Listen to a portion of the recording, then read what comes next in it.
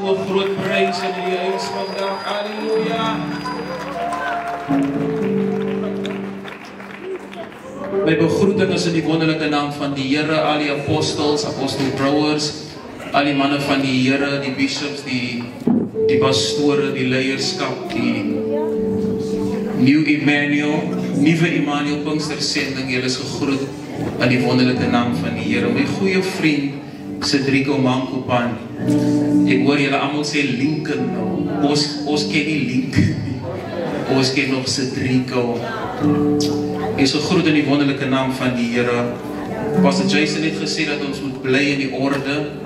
En ek dink, hy sê, ek moes baie om te sê, maar jy moet hom nou kontrol. Nou, ek het baie gehad om te sê. Maar ons moet luister na die diensleier. Amen. Ek wil ook graag net gou, Cedrico, jy weet my, ek wil graag net verskoning maak, dat wanneer ek klaar is, moet ek gaan, want ek het 'n diens wat 4 uur begin in Mitchells Plain, en ek is al reeds laat, obviously, maar ek het gekom om te sê, ek wil baie dinge gesê, maar ek wil vir jou vandag sê, die laaste ding wat die Gees van die Here my sê, is om vir jou te sê, moenie vergeet hoe jy dit ontvang het. Die probleem van baie van ons jong ministers is dat ons het vergeet hoe ons dit ontvang het.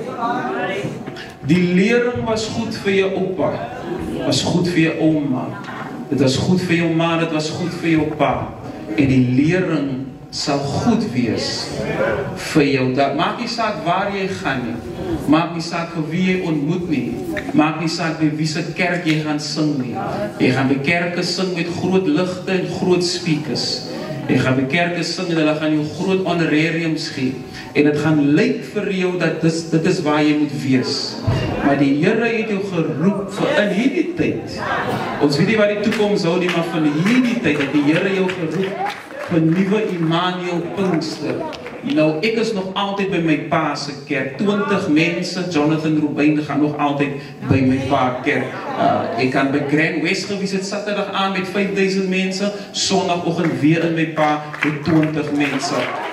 Dus hoekom as mense wil uitvind hoekom staan ek nog altyd deur al die geraas, deur al die skindery, deur alles wat gesê word, is omdat ek weet dat ek kan staande bly. Ek het nie vergeet hoe ek dit ontvang het nie. As ek 'n taai moet aantrek, dan trek ek 'n taai aan. As ek 'n soet moet aantrek, dan trek ek 'n soet aan. Want ek het mooi en ek het reg die goeie lering ontvang. Mag jy die Gees van die Here bly hou wat ek al reeds het. Mag jy die goeie Gees bly hou.